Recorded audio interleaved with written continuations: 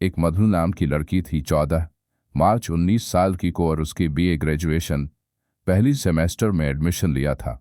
मधुर एक बहुत ही ज़्यादा सुंदर और सुशील लड़की थी। मधु बिना फालतू में किसी से कोई भी बातचीत नहीं किया करती थी, लेकिन बहुत सारे लड़के उसकी शराफत बहुत ज़्यादा फ़ायदा उठाते थे और उसे कॉलेज में बहुत ज़्यादा परेशान किया करता था।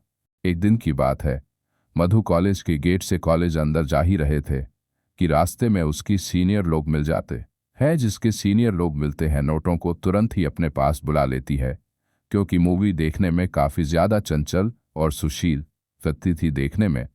उसके बाद सीनियर लड़के तथा रमेश में काफ़ी ज़्यादा जमा हो जाता है और आखिरकार रमेश मधु को अपने साथ लेकर कॉलेज में अंदर जाना जाता है कि आज करने के लिए।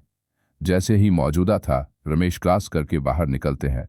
रमेश से मधु कहती है कि कॉलेज में जो लड़की मुझे परेशान कर रहे थे, मुझे उससे बचाने के लिए आपका शुक्रिया।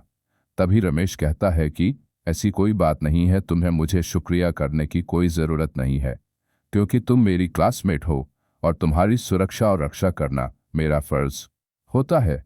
इन सभी बातों को सुनकर मधु को रमेश पर काफ़ी ज़्यादा प्यार है, दया आने लगती है।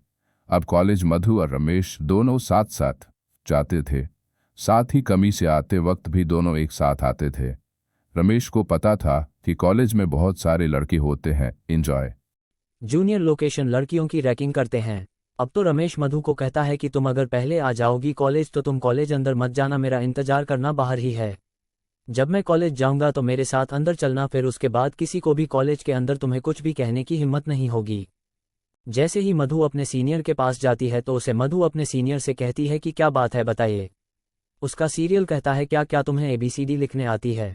तभी मधु कहती है कि अगर मुझे ABCD लिखने नहीं आती तो मैं कॉलेज में कैसे पहुंच पाती। इतना सुनते ही सीनियर लड़के और लड़कियों को बहुत ज़्यादा गुस्सा आ जाती है, वो बुरा भला मधु को कहने लगते हैं।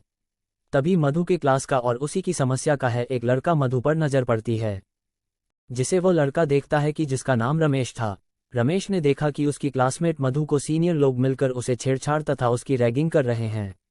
ये देखकर रमेश को रहा नहीं है, वो सीनियर के पास जाता है और कहता है कि यह जो आप लोग कर रहे हैं वो बहुत गलत बात है, किसी भी लड़की को इस तरह परेशान करना बिल्कुल भी अच्छी बात नहीं है। दोनों ऐसा ही करते थे कि जो भी कॉलेज पहले आता था उन्हें इंतजार करना पड़ता था दूसरे के लिए है।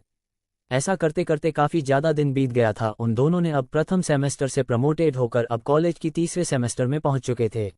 आगे की स्टोरी अगली वीडियो में।